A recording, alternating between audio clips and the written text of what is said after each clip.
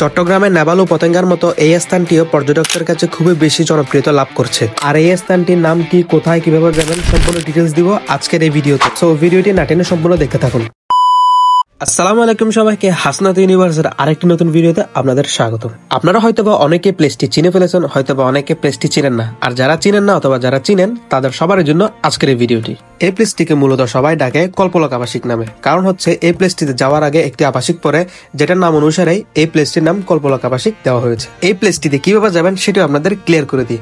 ভদ্রহাট থেকে যে কোনো মাহিন্দ্রা অথবা সিএনজি ওয়ালাকে যদি আপনারা বলেন কল্পলক আবাসিক যাবেন, তারা আপনাদের জায়গা বরাবর নামিয়ে দিবে। আর সেখান থেকে আপনারা একটি অটোরিকশা নিয়ে 30 অথবা 40 টাকা দিয়ে এক্সাক্ট লোকেশনে চলে যাবেন। ওয়েট, পেজে নতুন হয়ে থাকলে, চ্যানেলে নতুন হয়ে থাকলে অবশ্যই চ্যানেলে সাবস্ক্রাইব আর পেজটি ফলো দিয়ে দিবেন। আর ভিডিওটি ভালো লাগলে অবশ্যই শেয়ার করে দিবেন।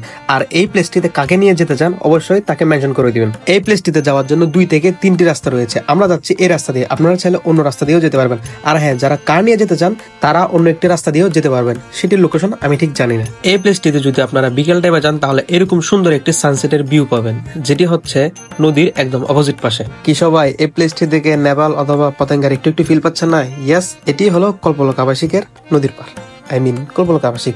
আমরা মূলত এই প্লেসটিতে গিয়েছিলাম অফ ডেতে। তারপরও দেখতে পাচ্ছেন আপনারা এখানে কি পরিমাণ পর্যটক রয়েছে। আপনারা চেষ্টা করবেন শুক্র অথবা শনিবার ছাড়া অন্যান্য দিন যাওয়ার জন্য, কারণ হচ্ছে শুক্র অথবা শনিবার যদি আপনারা যান তাহলে এখানে আপনারা সুন্দর করে বসার অথবা দাঁড়ানোর একটিও প্লেস পাবেন না।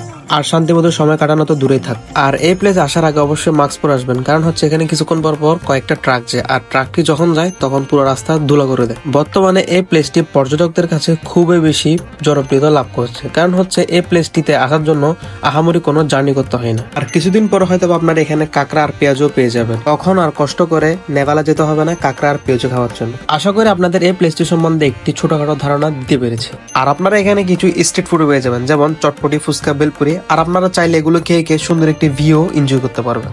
যাই হোক, এই প্লেসটি নিয়ে তো মোটামুটি একটা সম্পূর্ণ ধারণা দিলামই আপনাদের। তাও যদি আপনাদের যদি কোনো কোয়েশ্চেন থেকে থাকে অবশ্যই আমাকে কমেন্ট বক্সে জানাবেন, আমি চেষ্টা করবো কোয়েশ্চেন গুলোর আনসার দেওয়ার জন্য। আর হ্যাঁ, এই প্লেসটি বেশি ভাইরাল হওয়ার আগে আপনারা গিয়ে ঘুরে আসুন।